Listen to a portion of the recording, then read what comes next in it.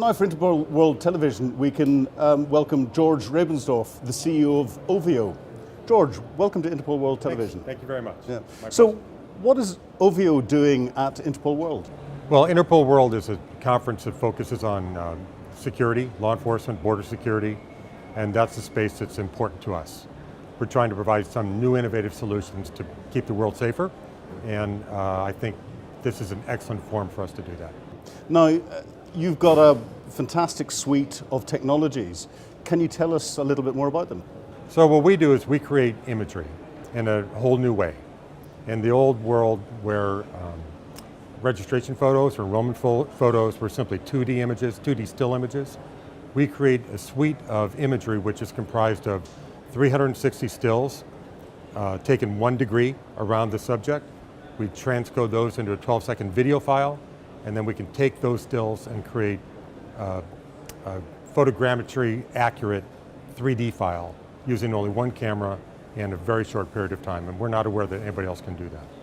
All of those technologies can be uploaded to facial recognition softwares, security systems, identification programs with law enforcement, etc., other ways to try to keep the world a bit safer. But you're taking someone's biometric identity to a new level. That's the idea. The idea is we're trying to create a deep, dense, rich folder comprised of imagery and biometrics that can be used globally, shared, tagged, stored, used among different law enforcement agencies and security systems to identify good guys and bad guys. Now this is new. Where are you seeing the applications that are becoming most interested in it? So far, border control, refugee screening, visa applicants, everyday law enforcement, beat cops, jails, corporate security, airport security, passenger screening.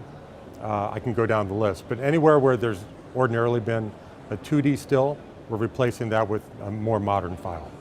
Now, your background, correct me if I'm wrong, is in mergers and acquisitions.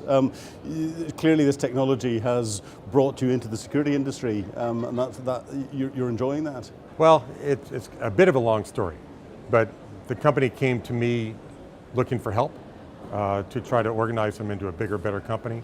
I was fascinated with them. I thought it was something that was important.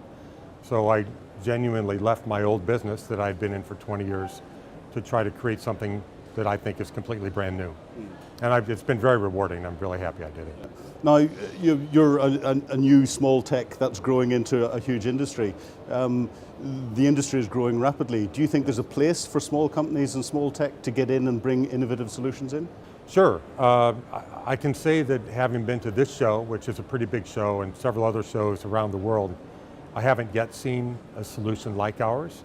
And the feedback we get from people who attend these shows, they repeat back to me the fact that they haven't seen this innovative technology anywhere.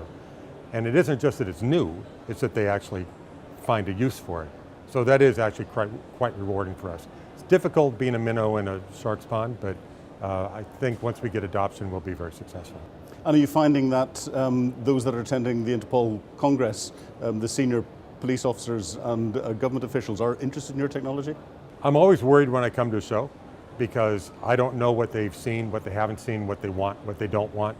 And so far I have to say it is very gratifying that law enforcement and all security agencies, when they see our product, they see the value in it. And it's been 7 years in development, so it is important that we haven't spent those 7 years for nothing. Yeah. So what's next for the company? What's next for the company? It's important for us to get our product out into the world, into law enforcement agencies, into airports, into corporate environments, into university campuses, into corporate campuses. And I think as we get penetration into these markets, we have a chance to become a new global standard of imagery to replace something that really hasn't changed much in the last 100 years, if I'm honest. Now those that are watching Interpol World Television will be the attendees of the Congress who've missed out on some of the lectures, but more importantly those that didn't get the chance to come here. What message would you put out to them to say, hey, you need to come and talk to us? I think they need to come to see us because we are completely innovative. They may not know they need us because they haven't seen us. Once they see what our output is, how that output works, the type of files we can create, the applications behind it, I think they'd be really fascinated by it. And I would love to show it to them, obviously. George, it's been absolutely fascinating talking to you. Thank you very much indeed in giving up some of your valuable time to talk to us on Interpol World Television. Thanks for having me. Much appreciated.